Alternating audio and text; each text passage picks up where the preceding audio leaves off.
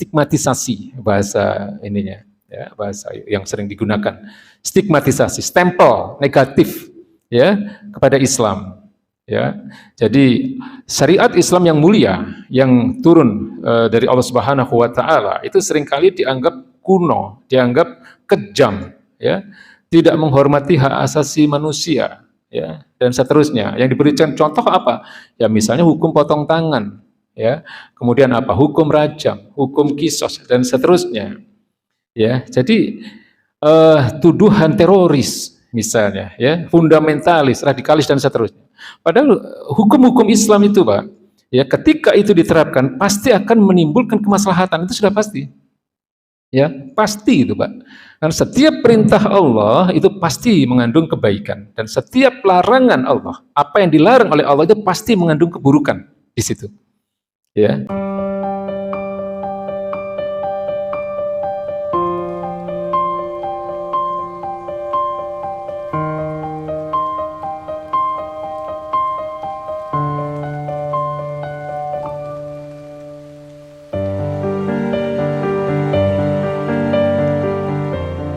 Wasul fikri itu adalah perang pemikiran, ya, serangan-serangan pemikiran.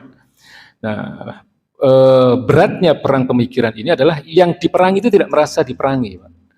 Ya, tiba-tiba rusak saja akidahnya, kan begitu. Dan seperti yang banyak kita lihat. Nah, ini yang bahaya kalau kita tidak paham, ya, karena kewajiban kita adalah menjaga anak-anak kita, menjaga keluarga kita, ya, qu anfusakum wa ahlikum nara, ya, dari api neraka. Karena apa? Akidah yang salah, ya, itu bisa menjerumuskan orang ke neraka, Pak.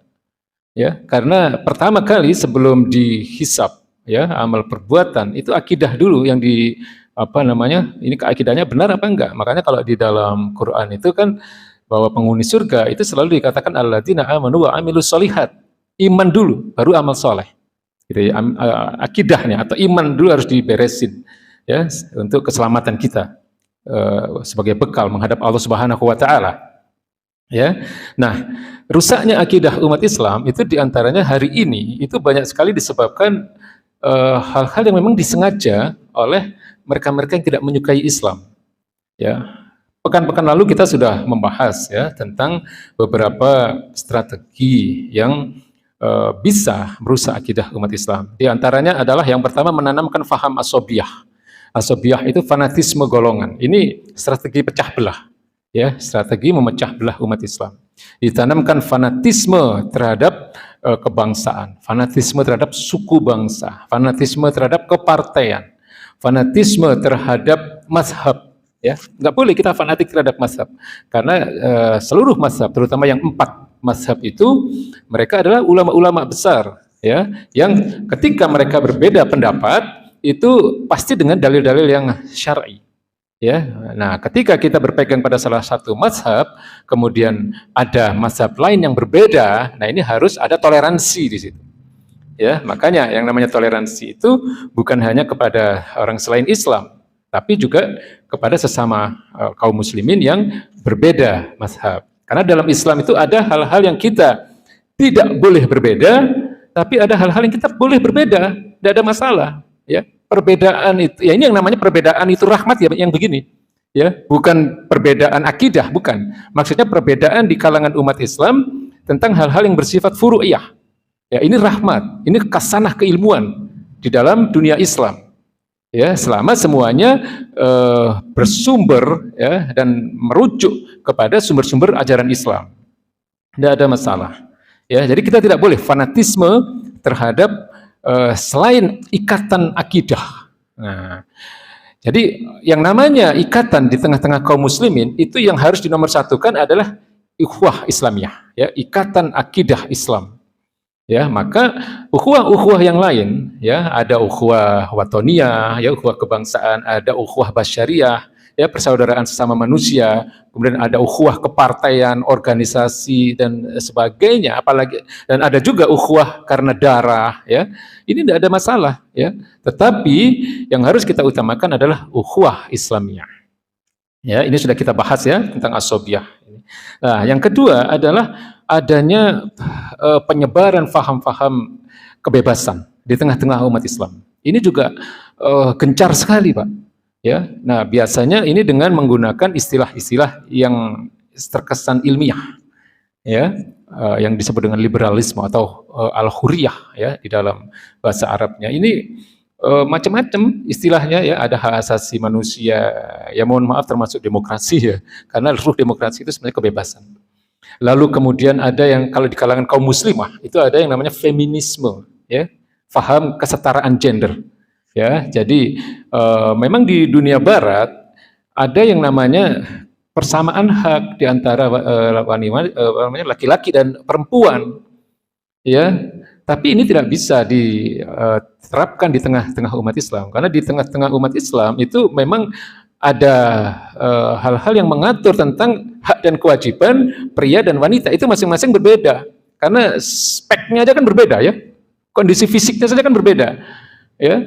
Jadi misalnya laki-laki dia punya kewajiban untuk mencari nafkah, ya. Nah wanita tidak wajib, dia sunnah kalau mau mencari nafkah boleh, tapi tidak wajib.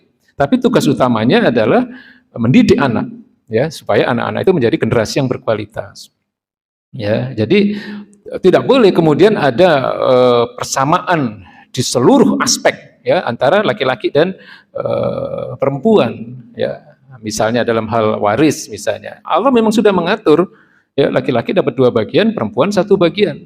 Nah, kalangan feminis ini, Pak, ya, kalangan apa namanya orang-orang yang memperjuangkan kesetaraan gender ini, mereka meminta, ya, laki-laki dan perempuan hak warisnya sama. Nah, ini kan berarti menyalahi hukum-hukum Allah. Nah, ini bagian dari nilai-nilai kebebasan, ya, atau liberalisme, ya, termasuk banyak saudara-saudaranya liberalisme itu banyak, Pak, pluralisme, ya, menyamakan semua agama, sekulerisme, pemisahan agama dari kehidupan, ya, dan masih banyak lagi. Nah, cuman kadang-kadang kita umat Islam itu terpesona gitu, ya, dengan ajaran-ajaran yang berasal dari Barat yang terkesan dianggap maju, ya, termasuk apa, moderasi beragama, ya, nggak ada dalam Islam ajaran-ajaran moderasi. Islam, ya, sumbernya Quran, Sunnah, ijma sahabat, qiyas, ijtihad para ulama, gitu. Ya, jadi nggak ada istilah ini Islam radikal, ini Islam moderat, ini Islam fundamentalis, ini Islam Nusantara, ya, Islam sosialis, macam-macam itu. Itu istilah-istilah yang dibuat untuk memecah belah umat Islam. Islam ya Islam, nggak ada Islam ini Islam itu. Ya, lalu salah satu juga yang kemudian menjadi apa namanya strategi, ya, tadi sudah sedikit kita singgung, yaitu merusak martabat wanita.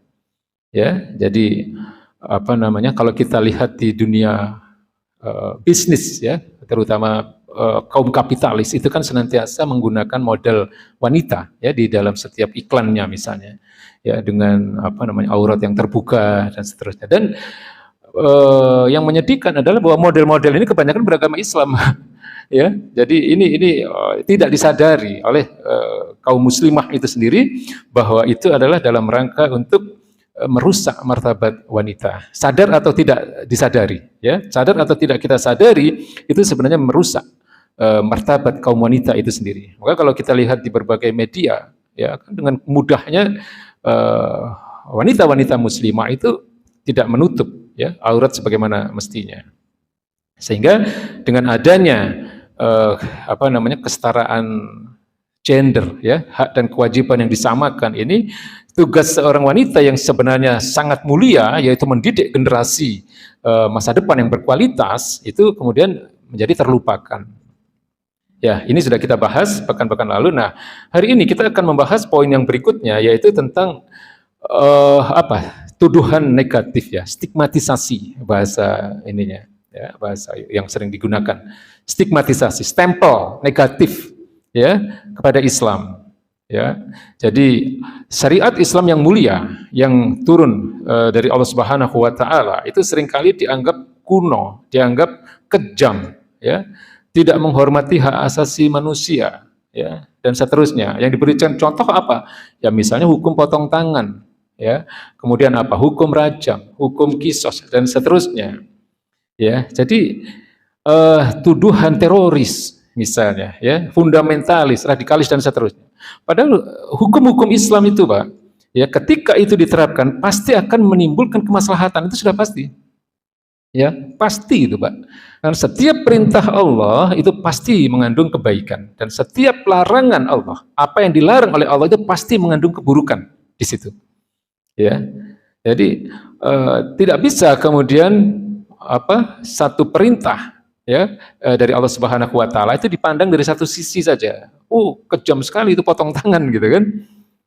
Padahal itu perintah Allah. Ya, itu hukuman potong tangan itu kan kalau dalam Islam itu ada yang namanya, saya pernah katakan ya, aspek jawabir dan aspek jawazir. Ya, seorang yang sudah dihukum berdasarkan syariat Islam itu dosanya hilang dia di akhirat. Ya, berdasarkan syariat Islam ya, berdasarkan sebuah institusi peradilan Islam. Ya, ketika seseorang sudah dihukum berdasarkan syariat Islam, itu nanti di akhirat dia sudah tidak dihukum lagi karena kejahatannya itu, misalnya karena dia mencuri misalnya, tidak ada dosanya sudah hilang, ya sudah digugurkan atas hukuman tadi. Kemudian ada aspek jawazir. Kalau aspek jawazir itu aspek ini menimbulkan rasa jera ya kepada orang-orang agar dia tidak melakukan perbuatan yang sama. Ya, nah ini bukan sesuatu yang kejam atau melanggar hak asasi manusia, tidak. Ya, jadi apapun yang diperintah Allah itu pasti baik. Sudah, itu aja prinsipnya. Apa yang dilarang Allah itu pasti buruk. Adapun kalau perintah-perintah Allah dan larangan-larangan Allah ini hari ini tidak bisa dilaksanakan semuanya secara utuh, ya, yang menjadi kewajiban kita adalah meyakini kebenarannya, mengimani seluruh ayat-ayat Allah Subhanahu wa taala. Ya, itu, Pak. Karena apa? Cambuk misalnya, Pak, terhadap pezina. Itu perintah Allah itu. Ya, perintah Allah, Pak. Ya, kemudian apa? Rajam misalnya, itu perintah Rasulullah.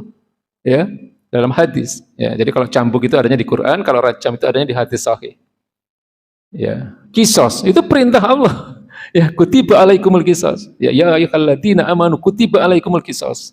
Ini perintah-perintah Allah yang tidak boleh kemudian kita tolak, ya. Kita kita anggap ini tidak benar, tidak boleh. Ya, karena ini ayat-ayat Allah. Nah, dalam kondisi seperti ini, jamaah yang dirahmati Allah Subhanahu wa taala, menggambarkan bahwa umat Islam itu hari ini jauh dari pemahaman Islam yang benar. Ya, ini harus kita sadari, Pak, hari ini. Ya, sekali lagi bahwa kita bertanggung jawab untuk keimanan kita dan keimanan keluarga kita. Ya, tapi di sisi lain kita juga tidak boleh kemudian berdiam diri, ya, melihat ini terjadi terus-menerus.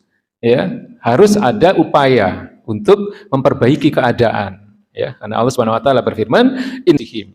Allah tidak akan mengubah keadaan suatu kaum hingga mereka mengubah nasib mereka sendiri, ya, hingga mereka mengubah keadaan mereka sendiri. Ya, surat Ar-Ra'd ayat 11. Nah, untuk mengubah ini ada 3 syarat yang harus dimiliki oleh umat Islam. Ya, yang pertama apa? Ya, umat Islam harus paham fakta yang terjadi ini. Ya, umat Islam harus paham apa yang akan dirubah, ini harus paham, Pak. Kemudian yang kedua, ya, apa yang kita inginkan untuk merubah itu, realitas seperti apa yang ingin kita wujudkan, ya, serta kemudian bagaimana perubahan itu atau metode untuk menuju kepada perubahan itu yang harus dilakukan. Ya, jadi ini paragraf yang paling penting ini, Pak. Ya, ini paragraf yang paling penting di bawah ayat itu, ya. Jadi untuk mengubah keadaan yang seperti ini, ya, umat Islam harus memahami 3 hal secara mendalam. Yang pertama, umat Islam harus mengetahui fakta yang hari ini terjadi di tengah-tengah mereka. Nah, kalau kita nggak tahu fakta yang terjadi, kalau kita nggak tahu bahwa kita ini sedang dirusak akidah kita, ya bagaimana kita bisa merubah? Ya kan, bagaimana kita mau memperbaiki kita nggak tahu ini benar atau salah gitu kan. Nah, yang kedua, ya apa yang kita inginkan? Ya, yang kita inginkan adalah terwujudnya kehidupan yang indah, kehidupan yang baik dalam aturan Islam. Ya, kemudian metode perubahan yang seperti apa yang harus dilakukan? Ini sudah pernah kita bahas kan hal ini, ya. Bagaimana Nabi berdakwah, ya, bagaimana kemudian Nabi apa yang disebut dengan tolabun nusroh, ya, bagaimana kemudian penduduk Madinah berbaiat kepada beliau. Ini harus di copy paste, ya. Dakwah beliau itu harus dijadikan sebagai contoh bagi generasi zaman ini, ya, untuk menuju pada perubahan yang benar. Ya, jadi tidak bisa kemudian kita melakukan jalan di luar seperti apa yang dicontohkan oleh Rasulullah SAW. Nah, yang terakhir yang ingin saya sampaikan adalah Bapak yang dirahmati Allah Subhanahu wa taala. Jadi sebenarnya berbagai persoalan, berbagai problematika yang ada di tengah-tengah umat Islam hari ini, ya, kerusakan moral atau akhlak, ya, kemudian ketidakadilan hukum, ketidakadilan ekonomi dan sebagainya. Ini bukan hanya di satu negara, Pak, tapi di hampir seluruh dunia. Umat Islam mengalami ketidakadilan, mengalami kezaliman. Bukan hanya di Palestina, ya, bukan hanya di Cina, ya, di Uighur, bukan hanya di Myanmar, ya, Rohingya, ya, tapi di negeri-negeri lain pada umumnya umat Islam juga mengalami ketidakadilan, ya, baik itu secara fisik maupun secara ideologi, ya, secara hukum. Nah, problem utamanya itu apa? Kalau tadi kan saya katakan itu semua adalah problem cabang, ya. Problem utamanya apa? Problem utamanya adalah sebab utamanya itu adalah karena hari ini kita tidak diatur oleh Islam, ya. Problem utamanya adalah tidak diterapkannya hukum-hukum Islam secara kafah, secara menyeluruh, sebagaimana apa yang diperintahkan Allah Subhanahu Wa Taala dalam surat Al-Baqarah ayat 208 yang sering kali dibaca, itu ya, yang sering kali disampaikan, ya, oleh sebuah institusi pemersatu kaum muslimin, ya, yang kita sebut dengan khilafah Islamiyah. Jadi istilah khilafah ini juga harus dipahami, Pak, karena stigma atau stempel negatif ini terus-menerus juga. Ya, tapi kita jangan sampai terpengaruh karena kita sudah belajar kan, di khilafah itu sistem pemerintahan Islam. Ya, kalau hari ini itu tidak ada, ya itu realita, fakta, tapi nggak boleh diingkari bahwa itu adalah yang pernah dicontohkan oleh Rasulullah. Ya, itu pernah dicontohkan oleh para sahabat, itu pernah dicontohkan oleh para tabiin, tabiut tabiin, generasi-generasi emas dalam sejarah Islam. Ya, jadi ini sebenarnya problem utamanya. Ya, karena apa? Berbagai persoalan yang ada itu adalah merupakan akibat dari tidak diterapkannya hukum-hukum Allah Subhanahu wa taala. Ya, sebagaimana yang di bagian muqaddimah itu kan sering saya sampaikan, innallaha yarfa'u bihadzal kitabi aqwaman wa yad'u bihi akharin. Sesungguhnya Allah hanya akan meninggikan derajat suatu kaum ketika kaum itu berpegang kepada Al-Qur'an. Ya.